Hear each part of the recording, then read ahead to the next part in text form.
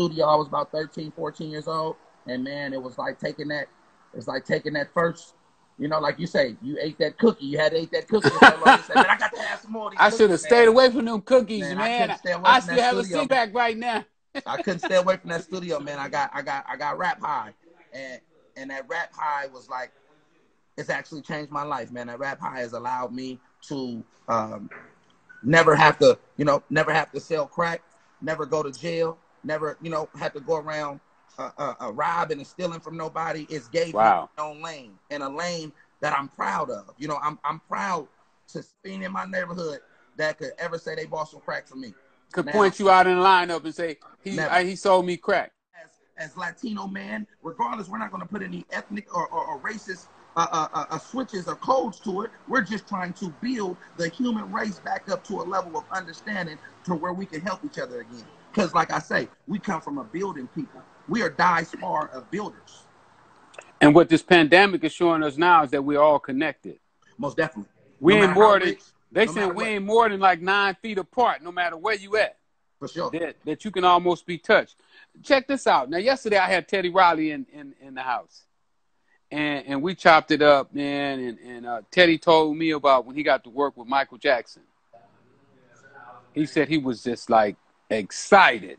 And he found out that he could have worked on Michael's Bad album, but the management, something happened with the management. Anyway, is there anybody in the industry that you would like to work with right now that you think, would just give you some excitement? I know you didn't pretty much work with whoever you wanted to, but is there anybody else out there that you could think of right now?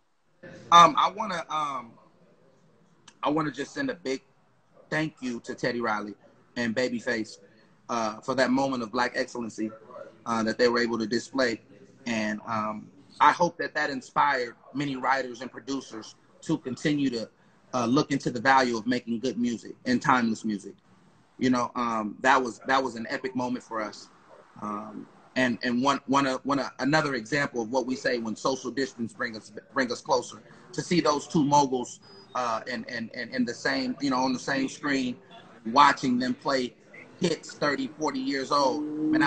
So big shout out to Teddy Riley, big shout out to Babyface. I think one of my biggest influences that I would love to work with now is and even if I never got a chance to actually work with this person, I would love to be in the same room with Jay-Z and just be a fly on the wall, man. As far as I would love to have a conversation with him. If they ask me what would I prefer, an hour conversation with Jay-Z or a song, I'd rather take that hour conversation because people will forget music and people will forget songs and things like that. But that hour of information, being able to sit up and talk to him, I'll keep that with me for the rest of my lifetime, and I'll implement that in all of my actions of doing.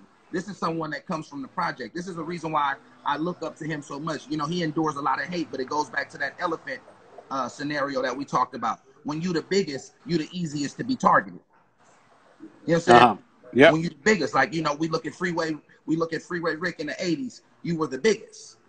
We're not saying that you was the best. We're not saying that you was whatever it was, but you were a person that they can identify with as being the biggest. Well, the police have a list. They have a hit list that they go by, and they work their way down that list. We're gonna say, man, we could get him. Yeah. He the biggest, because everybody that we grab is saying they getting it from him. So now they target you. So you become targeted. You become the target of hate. You become the target of assassination attempts. You become the target of jackers. You become the target of everything. You become targeted. And you receive a lot of that. So Jay-Z, you see a lot of people who may not be fond of Jay-Z. And one thing to me that's despicable in us as a people is, how is it that we can give credit to a person like Bill Gates? We can say, oh, he worked his ass off, he's a billionaire. We can give credit to Warren Buffett, and we can say, oh, he worked his ass off, he's a billionaire. But anytime a black man or a black woman reaches a level of financial security and stability, they're referred to as Illuminati. That's so disrespectful. They sold out. Sold out. So you mean to tell me that no black man or woman can be successful in this world without being Boule or without being Illuminati? Why do we have to accredit their accomplishments to a secret society? And be mindful that a secret society, no matter how successful you are as a black man, will never accept you. So why are we accrediting our accomplishments and our black excellency to these secret societies? Won't we just say, man, that man worked his ass off? Because you're going to tell the same thing. You're going to tell the white folks, Bill Gates and Steve Jobs, they worked their ass off. You're going to go run and tell them. You're going to run and say that Asian man who created whatever it is, he worked his ass off. But a black man's rights has to be taken away from him. And to me, that's despicable. But yeah, man, I would love to work with Jay, man. I feel like that'd be on my to-do list, man. I would love to work with Jay. Well, you know, Freeway was on here last week, and he spoke real highly of Jay. Man, that's my brother, man. Me and Freedom been around the world together, man. Several different countries. We've prayed together. We've built together. I've learned a lot from him. He's a very intelligent brother, man. I love sitting up listening to him speak, and he's an amazing man. And Jay helped change his life. You know, Jay brought him from the streets of Philly, man, and made him a millionaire, man. And you know, how could you be mad at that? How can you be mad at a man that's helping others take care of their families? Now, I want to ask you this here now. Good brothers, can y'all keep that down or go to the back, good brothers? Can y'all keep it down or go to the back? Thank you, good brothers. Or outside. Appreciate y'all, good brothers. When I came to Oakland and y'all threw D's birthday party, I hadn't seen nothing like that. I mean, it was crazy. Like 7,000 people. I think it was at a theater. Was jam packed. I mean, you couldn't get in there, man. What have been some of the moments that you can remember being in this industry?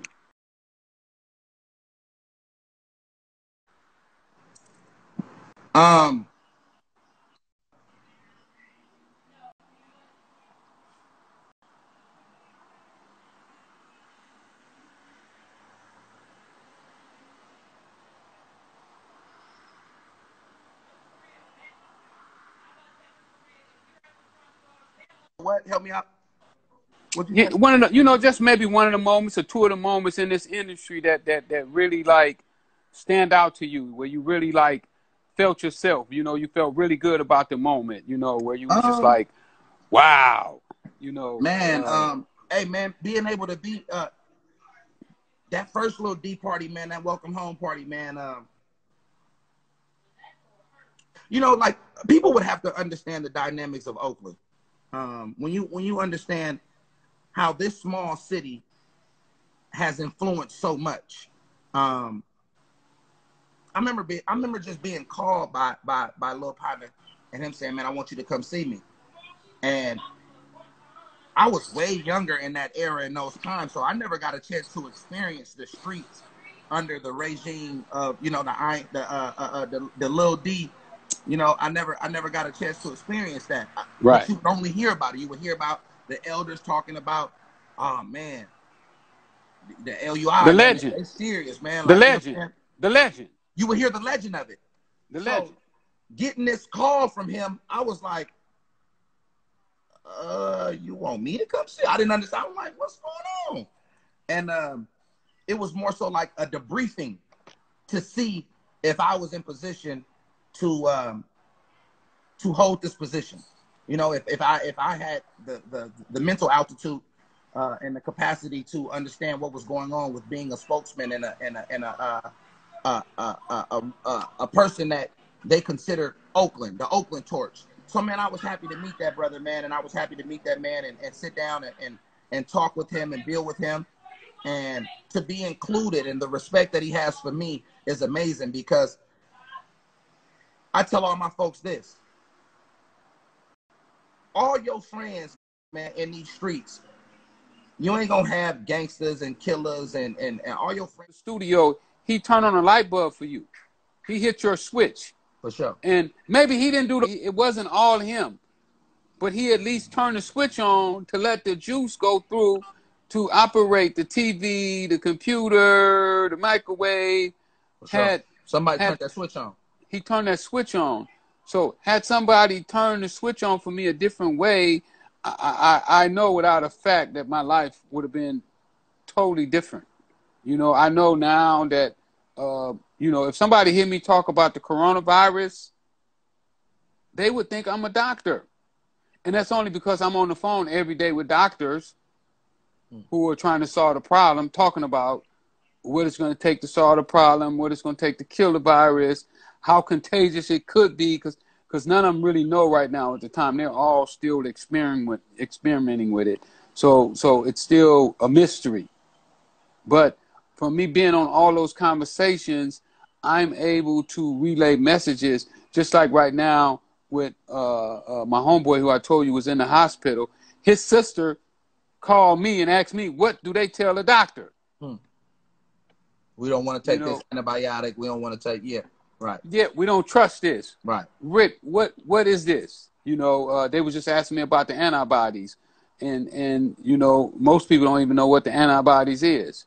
You know, if you start talking to them about antibodies is what they've been taking out of the people who got well from the virus. They taking that out of them, taking the plasma out of their blood, which contain the antibodies, and they're putting it in other people, hoping that their antibodies is what's supposed to kill the virus in them will also work to make their antibodies pick up so that they can fight the virus. You know, your boy done got deep in it, and I know that my life would have been different. And that's why I'm bringing you to so many young people today, so that you can tell them how they can beat it. See, you're becoming that man that I wish I would have had in my life when I was coming up, before they hooked me on drugs. Because once I got hooked on drugs, they came, but I didn't want to hear them. You know, I didn't want to hear nothing they had to say. I was the man then. I have more money than you do. You can't tell me anything. Your money's short. And a lot of times it don't matter how much money you got if you don't have no sense. Man, the wisest person in the village is normally the poorest. Because he got his ears to the street. And and money was never his mission.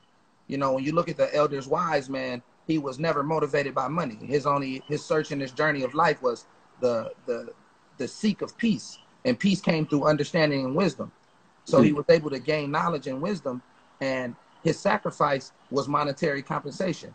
But he was more richer than any of the rich men because he was rich in intelligence. And all of the rich men came to him for advice. And they offered him gifts, and they offered him all kinds of things, and he never wanted anything.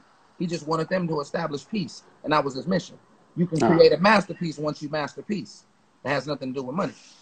That's dope. So, you know what I'm saying? So the richest people in the village don't be about money. It be about their knowledge and stuff like that. And now you have reached a knowledgeable level to where you realize that I might have been rich, but I was very poor. You know what I'm saying? Now I might not be very rich, but I'm no longer poor. I'm no longer poor because I was piss poor morally. And now all the wealthiness and riches that I had, that I thought I had, I lost. But what I gained is far more than anything. You know, what appears to be a disaster sometimes ends up being a blessing. And only the next can talk about the now. That's what my man said, The Richest Man in Think and Grow Rich, Napoleon Hill, one of the greatest books I ever read. First book I've ever read. I was 4th grade. I read that book. He say sometimes success comes disguised as hardship. Hey, I appreciate you, my brother. As always, I greet you. As soon as this pandemic over, I want the privilege of coming to your store and do a book signing, please. Man, anytime, man. What I told Unc, I say, little partner, I won't. You know, now of course we want to do difference, but together is the new competition.